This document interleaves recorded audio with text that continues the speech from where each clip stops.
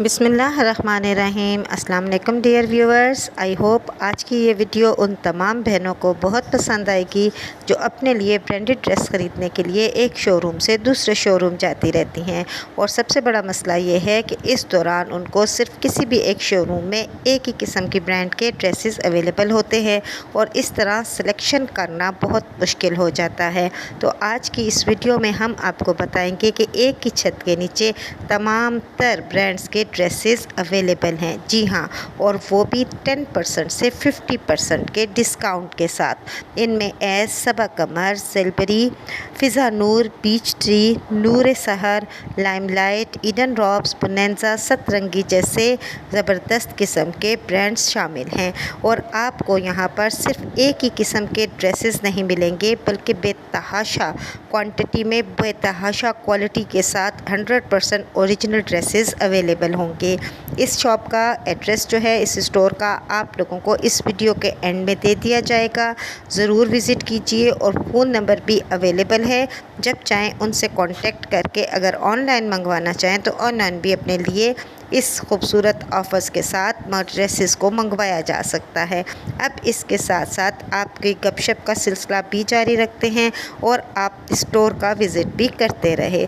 आप अच्छी तरह जानते हैं कि पिछले दिनों हमारे मुल्क में एक ख़ास किस्म के केसेस जो थे वो बहुत ज़्यादा रूनुमा हो रहे थे। ये केसेस यूँ तो थ्रू आउट द ईयर रूनुमा होते रहते हैं और तकरीबन जो रिपोर्ट है उसके मुताबिक 800 से 850 तक यानी 850 तक बच्चियां जो हैं वो वरगला कर, जो कि माइनर्स हैं, उनको वरगला कर पहला फुसला कर घरों से निकलवाया जाता है और फिर निकाह के नाम पर 2-3 महीने उनके साथ गुजार कर उनको ह्यूमन ट्रैफिकिंग के इस्तेमाल किया जाता है और आगे सेल आउट यानी फ़रोख्त कर दिया जाता है।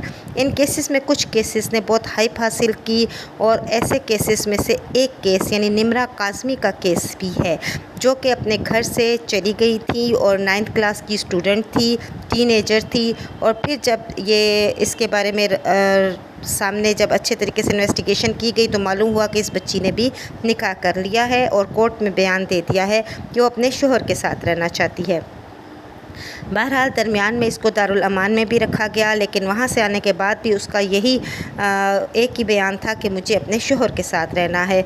लेकिन अब अचानक जाने क्या हुआ कि ये बच्ची जो है फ़ौरी तौर पर अपने वालिदैन के पास जाने की ज़िद करने लगी और इसने अपने घर से फ़रार हासिल किया, यानी ख़ुद वहाँ से फ़रार होकर पुलिस स्टेशन पहुँची। पुलिस स्टेशन पे पहुँच के इसने बयान रिकॉर्ड करवाया। बयान रिकॉर्ड करने के बाद इसने अपने घर वालों को कॉल करवाई और इस तरीके से घर वालों ने आकर इसको वहाँ से लेके गए। ये तोनसा में थी ये बच्ची और अब ये वापस अपने वालिदैन के पास कराची में आ चुकी है।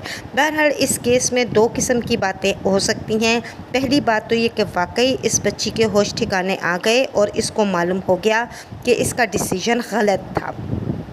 और दूसरी सूरत में क्योंकि ये भी था कि इस बच्ची ने अपना यूट्यूब चैनल भी स्टार्ट कर लिया था और यूट्यूब चैनल को चलाने के लिए मुख्तलिफ़ किस्म की गर्मा गर्म ख़बरों की ज़रूरत होती है। तो ये भी मुमकिन है कि इस मियाँ बीवी ने मिलकर ये प्लान किया हो कि अब हम इस तरीके से अलग होते हैं ताकि सब लोगों की अटेंशन हमारी तरफ हो जाए। क्योंकि दूसरी तरफ जो दूसरे केसेस थे उसमें उम्मे हानी का भी केस था, उसमें काज़मी साहब की बेटी का भी केस था, उसमें कुछ और बच्चियों के भी केसेस सामने आ रहे हैं, दिन ब दिन बात खुलती जा रही है। तो उस लिहाज से इस बच्चियों ने ये भी सोच सकती है कि भाई अगर इस तरीके से हमें अपना वीडियो चैनल चलाना है तो आए मिलकर ये वाला तमाशा या ये वाला ड्रामा रचा देते हैं। लोग तो ड्रामे को ज़्यादा पसंद करते हैं और देखना शुरू कर देते हैं। बहरहाल जो कुछ भी है इस वक्त कम से कम इतना ज़रूर हुआ है कि ये बच्ची अपने वालिदैन से मिल चुकी है, अपने वालिदैन के पास है। अगर इसके बाद भी ये डिसीजन करती है कि ये अपने शोहर के साथ भी रहे और वालिदैन के साथ भी सुलह सफाई रखे तो इससे कम से कम इस बच्ची को ये फ़ायदा ज़रूर होगा कि ये आगे फ़रोख्त नहीं हो पाएगी। क्योंकि ह्यूमन ट्रैफिकिंग में जितने भी लोग इन्वॉल्व हैं वो उनका तरीक़ाकार ये होता है कि वो बच्ची को सबसे पहले वालिदैन से दूर कर देते हैं ताकि पीछे बात करने वाला कोई ना रहे। और जब वालिदैन अपनी औलाद से बिल्कुल ही मुतनफ़्फ़र हो जाते हैं और ये समझते हैं कि अब ये बच्ची हमारे पास कभी नहीं आएगी, हमें कभी नहीं मिल सकेगी, तो ज़ाहिर है वो फिर पीछा भी नहीं करते, वो कुछ नहीं जानते और फिर इन लोगों को अपना खेल खेलने का मौका मिल जाता है और ये उस बच्चियों को आगे फ़रोख्त कर देते हैं। एनी हाउ, आज की ये वीडियो भी आपको अच्छी लग रही होगी और आपने बहुत अच्छे तरीके से विज़िट कर लिया होगा। आइए मिलकर देखते रहते हैं कैसे कैसे ड्रेसेस हैं और कितने खूबसूरत ड्रेसेस हैं। इंशाल्लाह विज़िट कीजिएगा और ऑनलाइन भी कांटेक्ट कीजिएगा। Thank you.